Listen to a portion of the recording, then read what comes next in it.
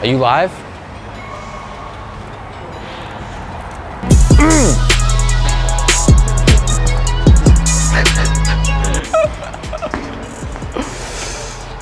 It's an early morning today, boys, but we're here super early at the Peterson Automotive Museum before it opens because we got the whole floor to ourselves to check out a brand new exhibit that we were invited to come see.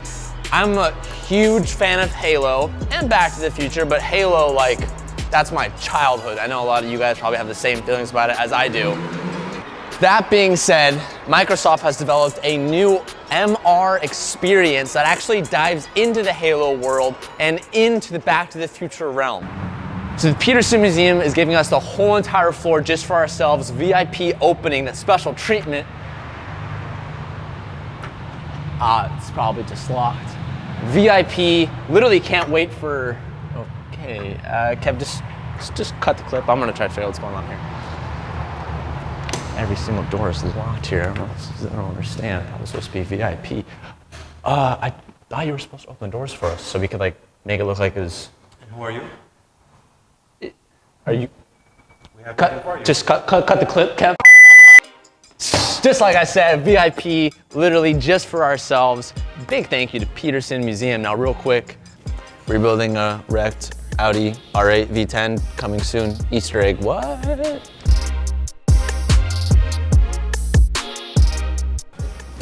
VIP, right?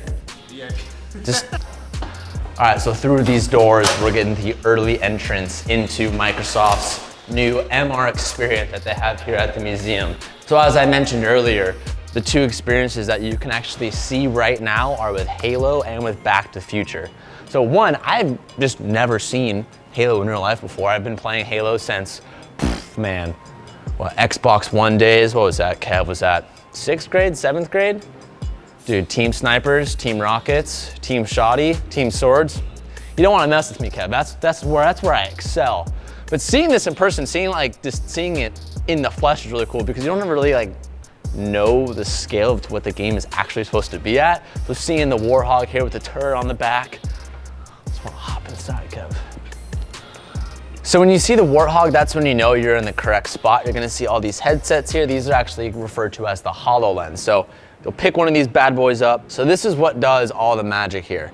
When you throw this on, you're kind of thrown into a world that feels like you're standing in real life physical form and in the video game of Halo. So this is actually called MR, which is mixed reality. And what mixed reality is versus things like augmented reality, virtual reality, is the mix actually uses physical form, your physical world, and actually uses an overlay of computer-generated images. So that's what combines the mixed, is the physical and you have the actual like virtual animated world into one. So once you have the HoloLens, you're gonna set it up. You're gonna not break it because you'll be in a lot of trouble if you do that. We'll loosen this up to fit the dome, just like that.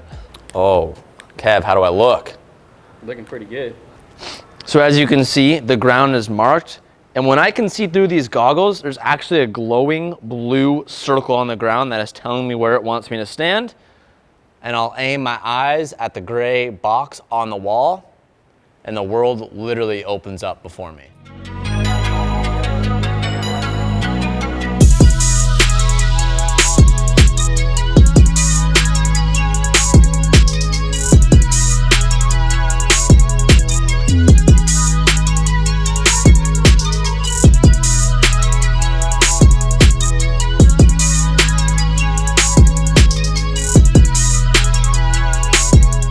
So when you start the experience, you're actually hearing a narrator talk about the background of Halo. So if you don't know what that is, you don't know the story, you don't know anything about it, it's actually giving you a brief rundown of what to expect. And right now, I'm looking into Halo. Like I'm looking at you guys, but I'm not. I'm actually looking at Halo. I can see the ring above us, I can see the clouds, I can see the skies.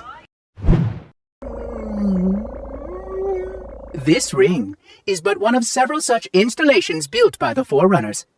And while its inner circumference is terraformed and quite pleasant to behold, each is in actuality an unimaginably powerful weapon designed to be a last resort solution against an ancient enemy, the Flood. An experience that you'll get with the MR is in real life, I see the Warthog here, but when we actually have it playing, whenever I look at the Warthog, there's an animated like layer over the car that matches what it looks like in the game, and the background as well, which is like the craziest experience because you see it in physical form. Like if I look this way and I see animation over here, I see the actual Warthog. But when I look back over, the Warthog is in video game form. It's one of the most mind-boggling images I think I've ever seen. Once the Halo exhibit has finished, you'll follow the dotted lines over. Kev, real quick, how's my hair look? It's pretty good. Are we still on check? Yeah. I feel like we're screwing it up just a little bit, but I'm trying to put that aside for this. You're in some MR. I'm in there. Good. I'm in there. I'm in there like Honeycomb Swimmer being released in like the next couple days. What? And we're greeted with the most famous gull-wing car, that's controversial, but I think it's true, the most famous gull-wing car ever created.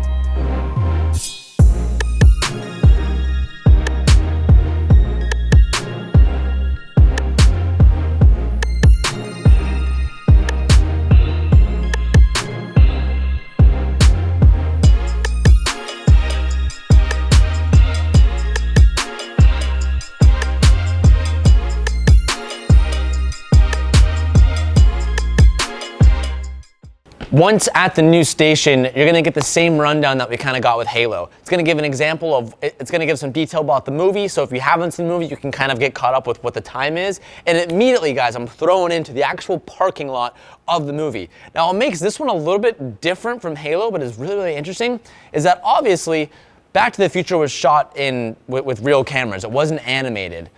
So immediately when we're thrown in here, it's like Back to the Future was made in like video game graphics because I'm seeing the parking lot that was once in real life now animated, which is really trippy in itself.